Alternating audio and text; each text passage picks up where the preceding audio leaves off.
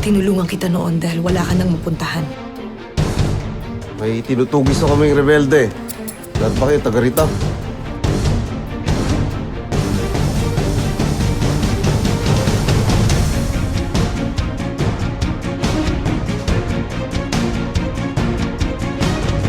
Gusto mo ba talagang gawin yan? Perwisyo talaga itong mga sundalo, no?